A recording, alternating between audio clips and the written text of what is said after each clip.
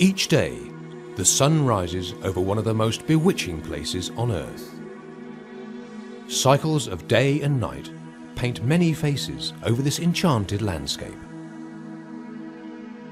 Fantastic formations stand like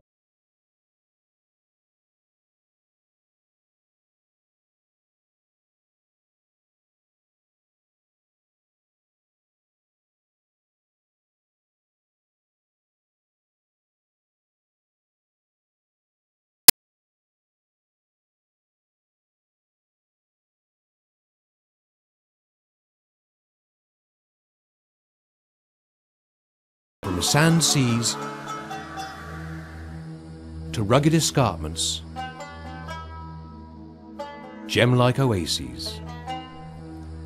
Lying in the expansive western desert of Egypt, 40 kilometers north of Farafra Oasis, the White Desert was declared in 2002 with the support of the local community. It now covers an area of 3,900 square kilometers. This desert is spotted with vegetated depressions, with plants taking advantage of the deepest points, where the water table sits closer to the arid surface. Many depressions, such as Farafra, have been transformed into palm groves and cultivated fields.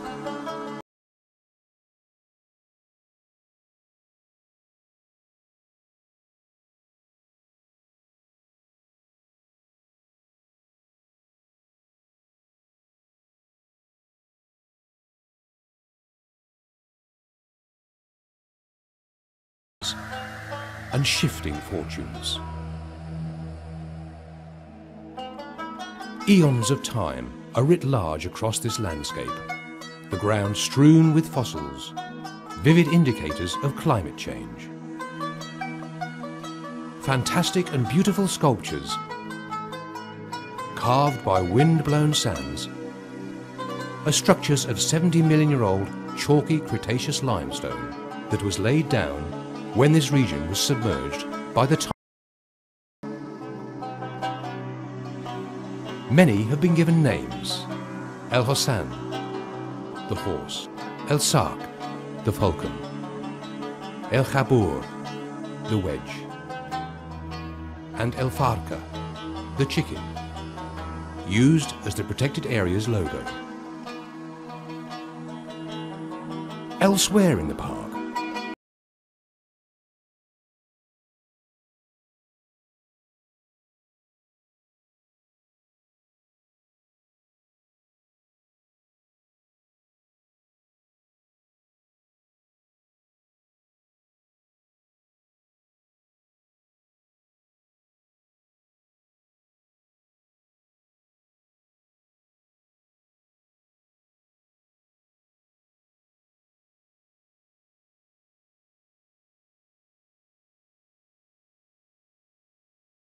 those who live beyond the dunes.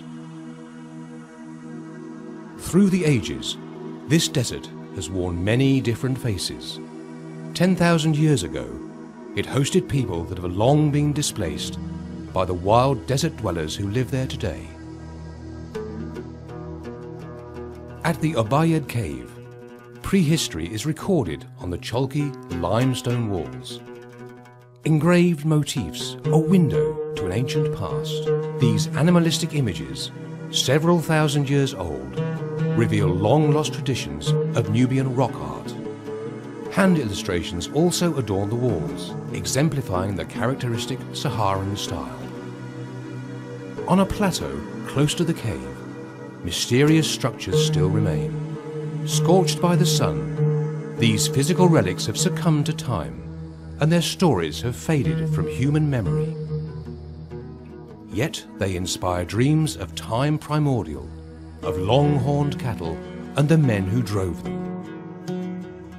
Early man has also left his mark at the entrance to Jarrah Cave, another vestige of a different, warmer climate in which limestone deposits were eroded by underground water. seeping in through fissures to mould fantastic caverns and galleries, and stalagmites and stalactites that now adorn the ceiling and floor in a fairy tale of natural architecture. The remnant of another karst cave, an arch left behind when the ceiling eventually collapsed, its innards now exposed to the open sky.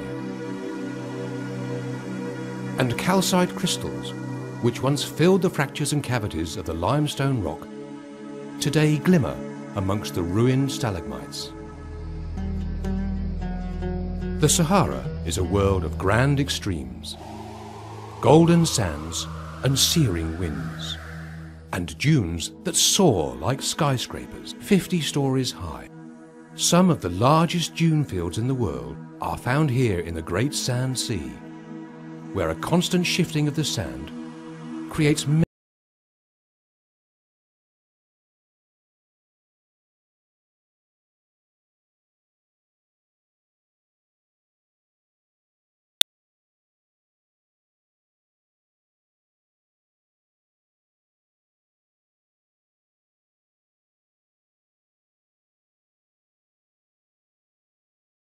resourceful and elusive, they make their homes upon the hottest and driest patch of land on the planet. An ecosystem so large, it accounts for roughly 8% of the Earth's land area. The sandfish, or skink, preys on insects. Yet every hunter eventually becomes the hunted. The sand snake is the nemesis of the sandfish.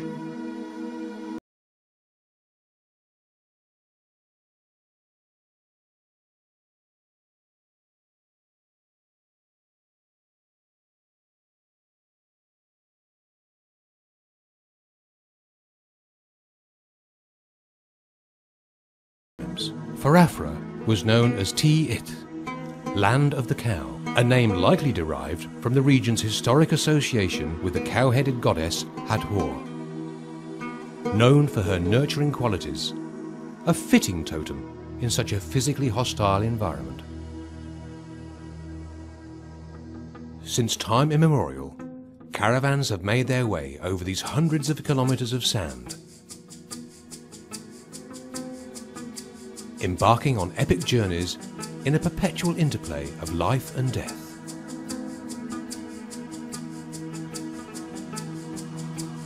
Using the sun and stars to navigate this dynamic sea of sand, commodities across the Sahara's vast trade routes.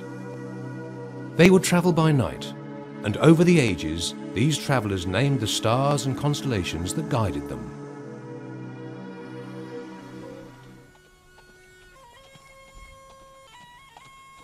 Amazidan, a Farafra village elder. In the old days, there were no watches. We looked at the stars and knew exactly what time it was.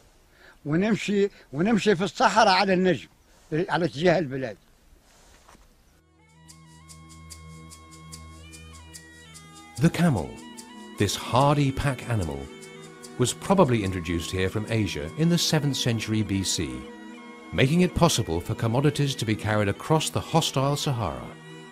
Trade routes were established. Goods from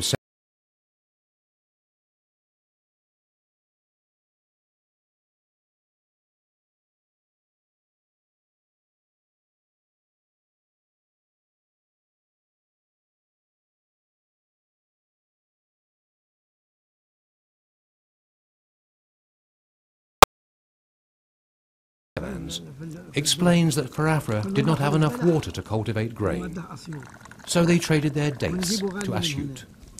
We travelled for 10 days to Asyut, sold the dates and bought grain. The return journey took 8 days, as we also travelled for 2 nights.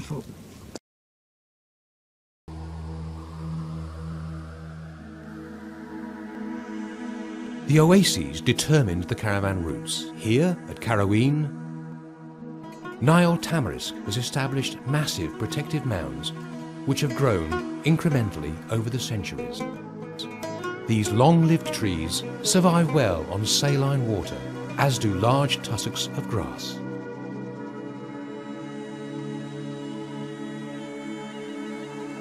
In one of the harshest environments on our planet, each species has evolved to survive extreme temperatures and a chronic shortage of water. In the park, small uninhabited oases and the scattered vegetation occupying mini depressions form surprising features in this arid land. Small patches of verdant green in the vast, endless sands. Water welling up from an underground reservoir creates a life-giving spring, an oasis. Here, at Ain el Saru, gushing water fills a man-made pond to quench the thirsty livestock. Amid the vegetated dunes of Ain el Makfi, ancient ruins hint at an enigmatic history. A dense vegetation cluster distinguishes Ain Khadra. Here too, a stream of water flows from the ground and meanders quietly through the oasis to fill this pool, created to trap some of this precious water before it seeps into the sands. This vestige of generations past retains its secrets as it crumbles in the desert dust. Annual plants adapt to such extreme aridity through a number of strategies, short life cycles being one, with some species able to go from seed to seed in as little as 14 days. Here, at Wadi Hennes, perennials often have extremely long taproots to reach water trapped deep below the desert surface.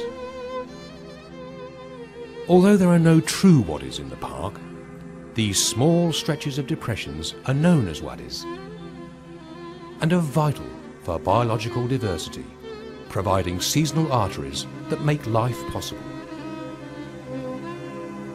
Other localities have localized flora.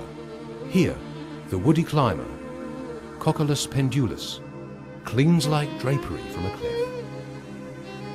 An acacia grove thrives amid this desert wasteland. With their extensive root systems reaching deep underground, acacia trees are well adapted to this harsh environment. Possibly one of the most heat-tolerant of all living creatures, the silver ant can survive and flourish even when surface temperatures reach a sizzling 70 degrees Celsius.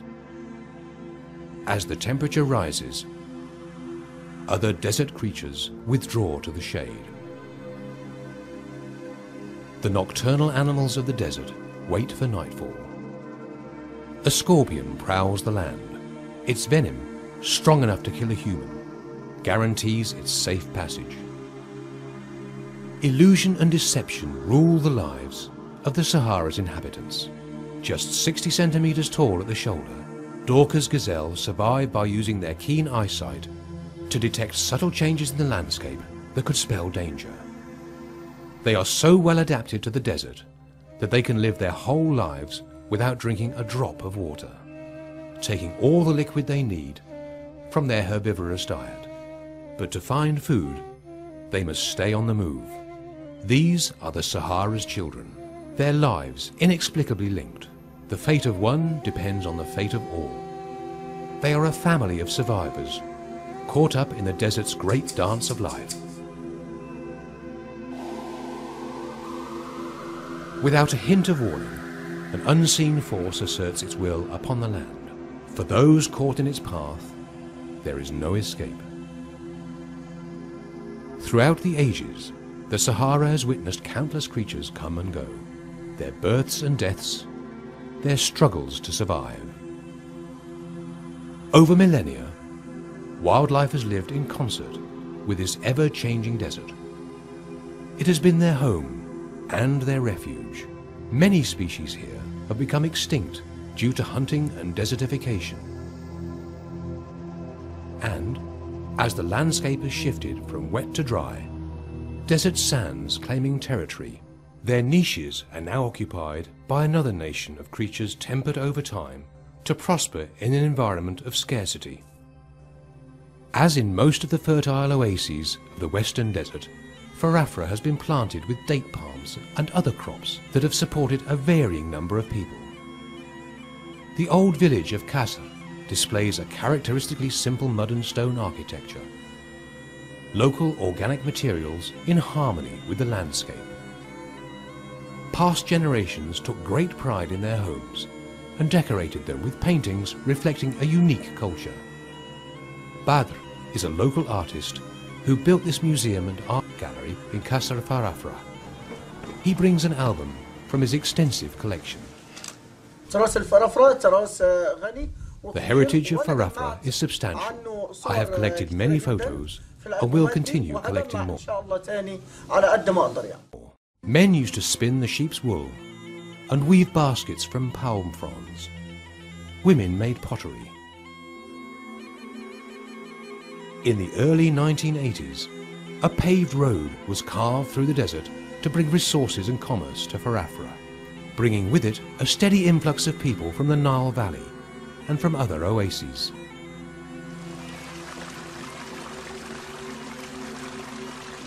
Today, the old Roman wells have been marginalised by modern ones, dug deep into the million-year-old Nubian sandstone aquifer,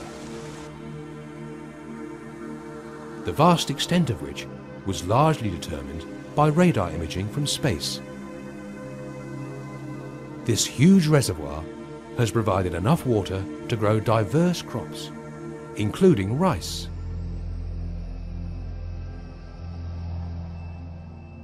These changes will continue to exert profound effects on the culture of Farafra and its surrounding landscapes. The Friends of the Environment and Urban Planning Organisation promotes awareness of the importance of conserving the park's ecosystems and engages in cleaning campaigns and restoration of the old village of Kasr.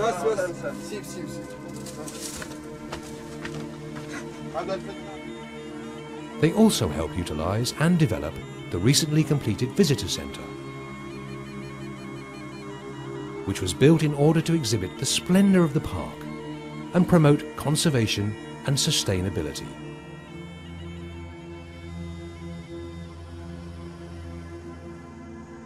Park rangers perform a variety of tasks. They patrol the desert to safeguard the environment from pollution and other threats, monitoring various sites and documenting the status of the park's ecosystems. From this day on, the park will entrust its care to those who quest to conserve it. For millions of years, the dramas of change and survival have played out here over and over again. Sands which bore witness to the colours and songs of a vast culture will continue to support the magnificent diversity that graces this awesome desert.